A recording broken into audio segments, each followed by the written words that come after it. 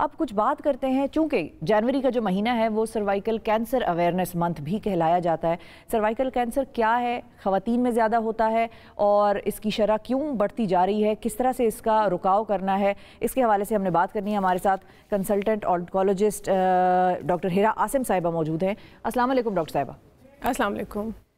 جی doctor صاحب، سب سے پہلے تو تھوڑا سا اگر ہمیں گائیڈ کر دیں کہ سروائیکل کینسر ہوتا کیا ہے؟ پہلے تو یہ جاننے کی ضرورت ہے کہ سروکس کس حصے کو کہا جاتا ہے۔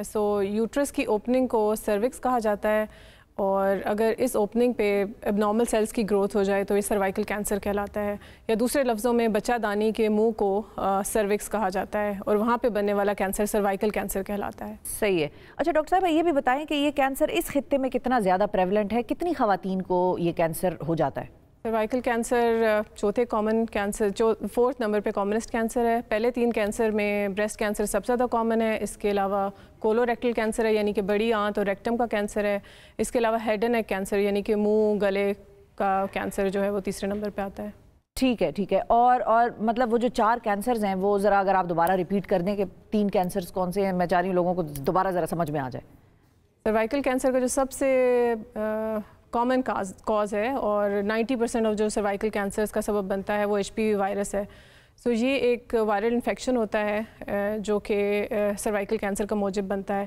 اس کے علاوہ بہت سے ادر کازز ہیں جس میں ایسی خواتین جو اسموک کرتی ہیں یا جو پیسو اسموکرز ہوتی ہیں جن کے گھر میں کوئی اسموکنگ کرتا ہے یا خاوند اسموک کرتے ہیں، اور اس کے علاوہ وہ خواتین جو اورل کانٹراسیپٹیو پلز جن کو وقفے کی گولیاں اور ٹیکے کہا جاتا ہے وہ زیادہ استعمال کرتی ہیں، تو ان میں بھی یہ کینسر پایا جاتا ہے۔ اور اس کے علاوہ جو ایک اور بہت عام وجہ دیکھی گئی ہے اس کینسر کی، وہ ان خواتین میں ہوتا ہے جو کہ امیونو کمپرومائزڈ ہوتی ہیں، یعنی کہ ان کا قوت مدافعتی نظام بہت ویک ہوتا ہے۔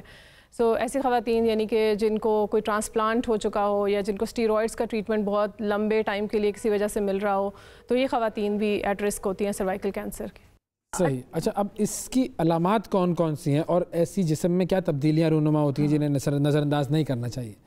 تو اس میں پہلی چیز تو یہ ہے کہ اگر خواتین کے پیریڈز اریگولر ہو جائیں، یعنی کہ ان کو سائیکلز کے جو درمیان میں بلیڈنگ ہو، یا اس کے علاوہ بہت زیادہ ہیوی بلیڈنگ ہو، یا کوئی ایسا ڈسچارج ہو، ویجائنل ڈسچارج جو کہ فاؤل سمیلنگ اور مسلسل آ رہا ہو اور ختم نہ ہو رہا ہو، اور اس کے علاوہ خواتین کو اگر پیٹ کے نچلے حصے میں مسلسل پین رہے یا انکمفرٹیبل محسوس کریں، یورین کا بار بار آنا یا یورین یا سٹول پاس کرنے میں کسی بلڈ کا ہونا، یہ ساری سروائیکل کینسر کی علامات ہو سکتی ہیں۔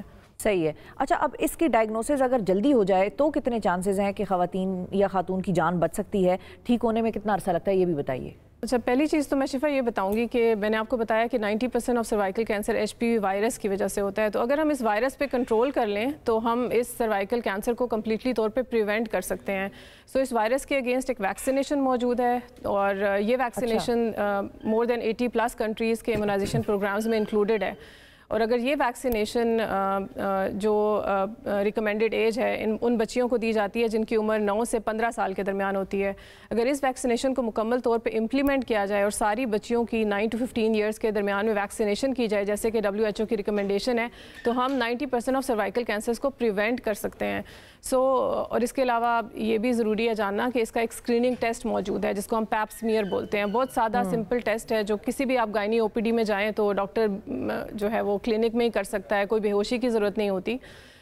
یہ ٹیسٹ بھی جو ہے ہمارا اسکریننگ پروگرام میں WHO نے انکلوڈ کیا ہوا ہے، اور یہ بھی ہر خواتین جو کہ شادی شدہ ہے اس کو every 3 years every 5 years screening test کرانا چاہیے۔ یہ 2 چیزیں ایسی ہیں، یعنی کہ HPV ویکسینیشن اور پیپ سمیئر۔ یہ 2 اگر چیزیں ہم امپلیمنٹ کر دیں تو پہلی چیز تو یہ ہے کہ ہم سروائیکل کینسر کو پریونٹ کر سکتے ہیں، یا بہت اگر ڈیٹیکٹ کرنا ہے تو بہت ارلی سٹیجز پہ ڈیٹیکٹ کر سکتے ہیں پیپ سمیئر سے۔ اور اگر یہ کینسر کسی کو ہو جاتا ہے اور ڈائگنوز ہو جاتا ہے تو جیسے کہ باقی کینسرز کے لیے کہ 4 سٹیجز ہوتی ہیں، اور جتنا ارلی ڈائگنوز ہوگا پہلی، دوسری، تیسری سٹیج پہ تو ٹریٹمنٹ کے سکسیزفل ہونے کے چانسز بہت زیادہ ہیں۔ It is one of those cancer جو کہ ٹریٹمنٹ سے بہت زیادہ سینسٹیو ہوتا ہے، اور اس کا ٹریٹمنٹ ذرا سا ڈفرینٹ بھی اس طرح سے ہوتا ہے کہ جس طرح باقی کینسرز میں یہ کہا جاتا ہے کہ آپ کینسر ڈائگنوز ہو آپ سرجری کرا لو، لیکن سروائیکل کینسر کا جو ٹریٹمنٹ ہے وہ ذرا ڈفرینٹ ہے۔ اس میں جنرلی پہلی، دوسری اور تیسری ان تینوں سٹیجز کے اوپر جو ٹریٹمنٹ ہے وہ جو ہے زیادہ تر وہ نان سرجیکل ہوتا ہے, یعنی کہ وہ کیمو تھراپی اور ریڈیو تھراپی کو کمبائن کر کے کیا جاتا ہے, اور اس کے سکسیس ریٹ بہت زیادہ اچھے ہوتے ہیں. اگر پہلی دوسری سٹیج کی بات کریں تو مور دین 80% سکسیس ریٹ ہے, اگر تیسری سٹیج کی بات کریں تو مور دین 60% سکسیس ریٹ ہے. اور اسٹیج 4 انفارچونیٹلی کافی ایڈوانس ڈیزیز ہوتی ہے, اور اس میں ٹریٹمنٹ جو ہوتا ہے وہ پیلیٹیو ہوتا ہے یا کنٹرول کرنے کے لیے ہوتا ہے.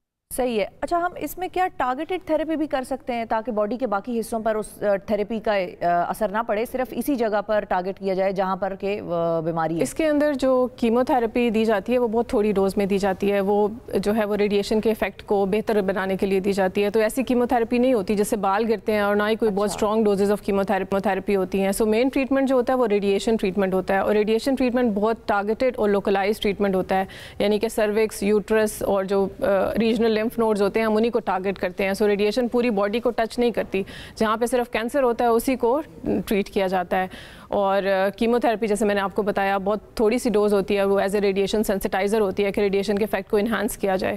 یس, ایسے پیشنٹس جو کہ انفارچونیٹلی ہمارے پاس اسٹیج 4 ڈیزیز میں آتے ہیں, ان میں بہت ساری ریسرچ ہو رہی ہے, بہت سارے ٹارگیٹڈ ٹریٹمنٹس بھی آ گئے ہیں جو کہ اپارٹ فرام کیمو تھراپی ہیں, جو کہ بال نہیں گراتے, جو کہ نارمل سیلس کو افیکٹ نہیں کرتے اور صرف کینسر سیلس کو ٹارگیٹ کرتے ہیں. تو یس, یہ ٹریٹمنٹس بھی استعمال ہوتے ہیں, لیکن یہ اسٹیج 4 میں ہم زیادہ کرتے ہیں. اچھا, آپ نے کچھ دیر پہلے بات کی تھی کہ اس بیماری کی جو ویکسین ہے وہ کچھ ممالک میں ویکسینیشن پروگرامز میں شامل ہیں, جو بیسک ویکسینیشن پروگرامز ہوتے ہیں, تو کیا پاکستان میں بھی یہ شامل ہے ویکسینیشن؟ انفارچونیٹلی پاکستان میں یہ ویکسینیشن ابھی تک اویلیبل نہیں ہے, اور میرے خیال سے اس پہ بہت زیادہ بات کرنے کی ضرورت ہے. کچھ میں اس پہ ریسرچ کر رہی تھی تو مجھے یہ پتہ چلا کہ یہ ویکسینیشن کچھ سالوں پہلے پاکستان میں آئی تھی اور اس طرح امپلیمنٹ بھی ہوئی تھی, لیکن پھر فار سم ریزن یہ ودرا کر لی گئی, اور اب اس ٹائم پہ یہ ہمارے پاس اویلیبل نہیں ہے. تو ریسنٹلی میں ایک آرٹیکل پڑھ رہی تھی کہ سندھ گورنمنٹ نے جو ہے اس طرف توجہ دی, اور انہوں نے کہا ہے کہ ہم بہت جلدی اس ویکسینیشن کو اپنی پاپولیشن کے لیے اویلیبل کر لیں گے فری آف کاسٹ, اور اس تمام اسکول جانے والی بچیاں جن کی عمر اس بریکٹ میں آتی ہے 9 to 15 ایئرس میں, ان کو یہ فری آف کاسٹ ملے گی. تو وی ہوپ کہ انشاءاللہ سون ہمیں بھی یہ ویکسینیشن اویلیبل ہوگی, and I think it is of the hour کہ یہ ہونی چاہیے اور ہماری بچیوں کو ٹائم پہ اویلیبل ہونی چاہیے. بالکل صحیح. اچھا ڈاکٹر صاحب, یہ بھی بتائیں کہ جو بچیاں 13-15 سال سے زیادہ ہیں ان کو لگائی جا سکتی ہے, جن کو بچپن میں نہ لگی ہو بعد میں لگائی جا سکتی ہے؟ یہ جو ویکسینیشن ریکمینڈڈ ہے 9 to 15 اگر یہ لگتی ہے تو اس کی 2 ڈوزز لگتی ہیں. 15 سے اوپر ہم کسی کو لگاتے ہیں تو ان کو 3 ڈوزز آف ویکسینیشن چاہیے ہوتی ہیں.